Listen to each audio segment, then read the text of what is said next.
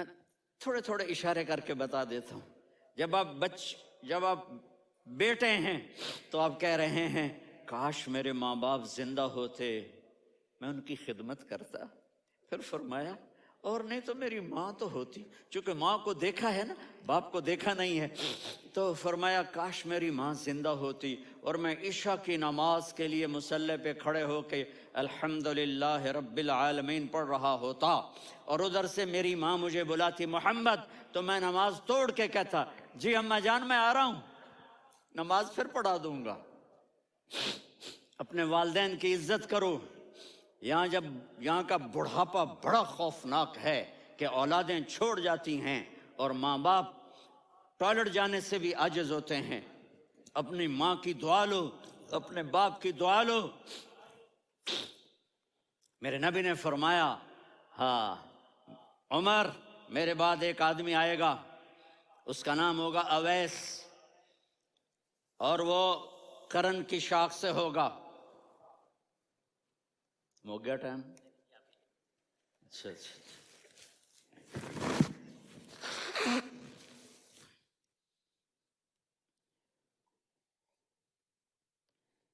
اس سے دعا کرانا، علی آپ بھی، عمر آپ بھی.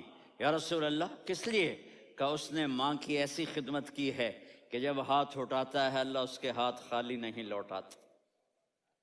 حضرت عمر رضی اللہ تعالی عنہ نے حج کے موسم پر سارے حاجی کھڑے کر لیے، کہا بھائی یمن والے کھڑے رہو باقی بیٹھ جاؤ.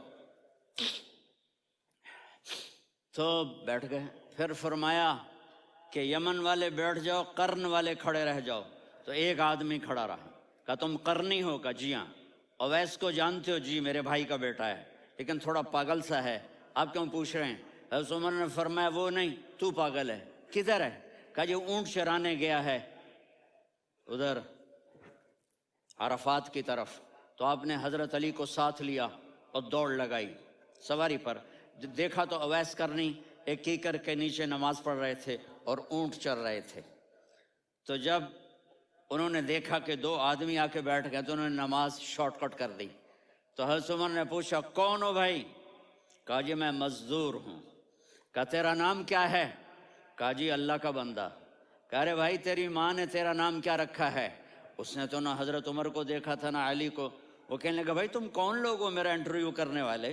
یہ تو میں اپنی زبان میں کہہ رہا ہوں. تو حضرت علی بولے کہ بھائی یہ ہیں امیر المومنین عمر بن خطاب اور میں ہوں علی بن ابی طالب. تو وہ ایسے کانپنے لگے. میں معافی چاہتا ہوں، میں پہلی دفعہ آیا ہوں، میں نے آپ کو دیکھا نہیں. فرمائیے آپ. حضرت عمر نے کہا ہاتھ اٹھا ہمارے لیے دعا کر.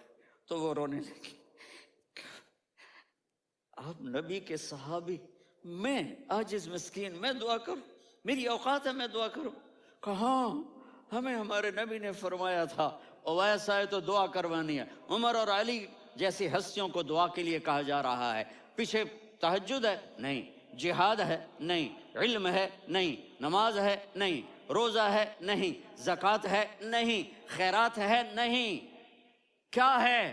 ماں کی خدمت، ماں کی خدمت، ماں کی خدمت.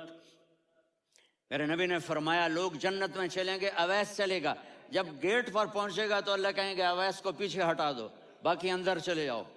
تو اویس کرنے ڈر جائیں گے کہ یا اللہ جنت کے دروازے پر مجھے پیچھے ہٹا دیا. تو اللہ کہیں گے پیچھے دیکھو، ویسے پیچھے مڑ کے دیکھیں گے تو لوگوں کا مجمع ہوگا جو جہنم میں جا رہے ہوں گے، ایمان والے، گنہگار مسلمان.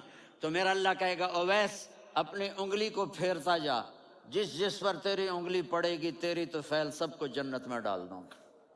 یہ ماں ہے، صرف ڈالر ہی سب کچھ نہیں ہے، یہ ماں ہے.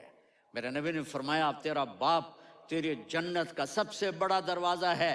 اگر تو نے باپ کو ناراض کر کے موت پائی تو تیرے لیے جنت کا دروازہ کھل نہ سکے گا. یہ باپ کا مقام ہے. پھر آپ نے 11 شادیاں کی. کیوں کی؟ سنو حدیث، ما تزوجت وما زوجت الا بوحی من السماء نزل به جبریل. کہ میرے ساتھیوں سنو، اللہ کی قسم میں نے کوئی شادی اپنی مرضی سے نہیں کی. میرے اللہ نے فرمایا یہاں کرو، میں نے کی. میں نے اپنی بیٹی وہاں دی جہاں میرے اللہ نے فرمایا. تو اتنی شادیاں کیوں کی ہیں؟ ہمیں گھر کی زندگی سمجھانے کے لیے۔ میری بات غور سے سنو، دنیا کا سب سے بڑا رشتہ خاوند اور بیوی ہے، سب سے مقدس رشتہ ماں باپ ہے، لیکن سب سے بڑا رشتہ خاوند اور بیوی ہے۔ جب یہ ٹوٹ جاتا ہے تو پوری نسل برباد ہو جاتی ہے۔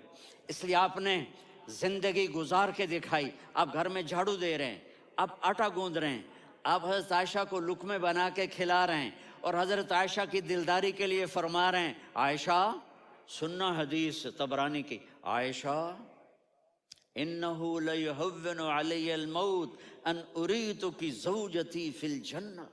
عائشہ مجھے جب سے پتا چلا ہے نا کہ تو جنت میں میری بیوی ہے تو مجھے تو مرنے کا شوق لگ گیا ہے۔ اللہ کی قسم ہمیں سکھانے کے لیے تھا۔ جس نے اللہ کو دیکھ لیا ہو اسے عورت کی کیا خواہش رہ جاتی ہے۔ یہ ہمیں سکھانے کے لیے تھا کہ سب سے زیادہ عزت بیوی اپنے خاوند کو دے، خاوند اپنی بیوی کو دے۔ ہن لباس لکم وانتم لباس لہن، تمہاری بیوی تمہارا لباس ہے، اور اللہ بیوی سے کہتا تیرا خاوند تیرا لباس ہے۔ آپ نے 11 گھروں کو کس طرح آباد کیا، کس محبت سے کیا کہ 2 مہینے چولہا نہیں جلتا اور کسی کی زبان پر شکایت نہیں۔ یہ حسن سلوک، یہ محبت۔ حضرت عائشہ کی عمر تھوڑی تھی، جہاد کے سفر سے واپسی ہو رہی، تو آپ نے صحابہ سے کہا بھی چلے جاؤ، سارے آگے چلے گئے، تو صرف آپ دونوں رہ گئے۔ تو آپ نے کہا عائشہ دوڑ لگائیں۔ سبحان اللہ، حضرت اما عائشہ نے نہیں کہا، میرے نے عائشہ دوڑ لگائیں، میں کہا جی لگائیں۔ تو کہنے لگے ہمیں دوڑ لگائی، کہنے لگے میں آگے نکل گئی، آپ پیچھے رہ گئے۔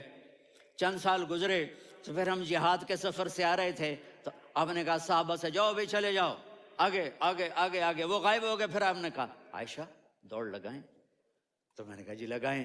کون دنوں ذرا میں موٹی ہو گئی تھی، تو جب دوڑ لگی تو میرے نبی آگے نکل گئے، میں پیچھے رہ گئی۔ تو ہم نے کہا ہاذہ بتلک، عائشہ تو میں اب برابر ہو گئے، ایک دوڑ تم نے جیتی، ایک دوڑ میں نے جیتی۔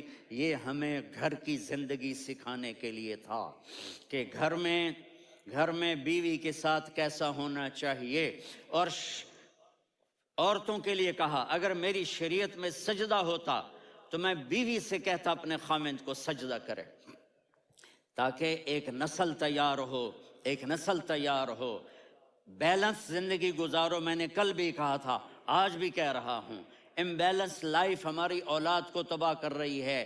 میرے پاس پرسوں 30-40 لوگ آ گئے، تو ایک نے کہا جی یہاں ہم اولاد کے بارے میں بڑے پریشان ہیں، کیا کریں، کوئی ہمیں اس کا سلوشن بتائیں۔ میں نے کہا بہت آسان ہے، ماں اپنے بچے کو ٹائم دے۔ نصیحت کی بات نہیں کر رہا ہوں، ٹائم دے۔ میں نے کل آپ کو شکل بنا کے دکھایا تھا کہ میرے نبی حسن حسین کو کمر پہ بٹھا کے کمرے میں چکر لگاتے ہیں۔ اتنے بڑے ہستی، اتنے بڑے نبی، اور بچوں کے لیے وقت نکال رہے ہیں اور ان کو لے کر گھوم رہے ہیں۔ پھر دونوں بھائیوں کو اتار دیتے اور ان کی بہن زینب کو بٹھاتے اور پھر کمرے میں چکر لگاتے، پھر فرماتے تمہارا اونٹ کیسا ہے۔ ایک دفعہ آپ سجدے میں گئے، فرض نماز، فرض، اور سجدہ لمبا، اتنا لمبا ہوا کہ صحابہ سمجھے اللہ کے نبی فوت ہو گئے۔ عبداللہ بن مسعود فرماتے ہیں میں پہلی صف میں تھا تو میں نے یوں کر کے دیکھا بھی چکر کی ہے، تو دیکھا دونوں بھائی حسن حسین میرے نبی کی کمر پہ چڑھے ہوئے تھے اور میرے نبی نے سجدے سے سر نہیں اٹھایا۔ یہ کام کرو تو بچے تم سے پیار کریں گے۔ تم کہتے ہو بچے ہم سے ڈرتے نہیں، میں نے کل بھی کہا تھا ڈائن نہ بنو، ماں بنو، تھانے دار نہ بنو، باپ بنو۔ تو انہوں نے ایسے ہاتھ آگے کیا کہ میں بچوں کو نیچے اتاروں، تو مجھے دیکھنا، آپ نے یہاں سے ایسے سجدہ ہوتا ہے نا، تو آپ نے ادھر یا ادھر سے دیکھا کہ ایک ہاتھ آگے آ رہا ہے میرے بچوں کو اتارنے کے لیے، تو آپ نے سجدے میں یوں کیا، یہ دیکھ رہے ہو، وہ پیچھے ہٹ گئے۔ جب تک وہ خود نہیں اترے میرے نبی نے سجدے سے سر نہیں اٹھایا، اور جب نماز سے فارغ ہوئے تو ایک دم دونوں کو اپنی گود میں لیا کہ ابی ہما و امی لا تؤذوہما، میری جان قربان ہو ان دونوں پر، یہ میرے جگر کے ٹکڑے ہیں، انہیں دکھ نہ پہنچانا۔ کیا آپ دیکھ رہے تھے ایک زہر میں تڑپ تڑپ کے مارا جائے گا، اور ایک کا سر کاٹ کے نیزے پہ چڑھایا جائے گا۔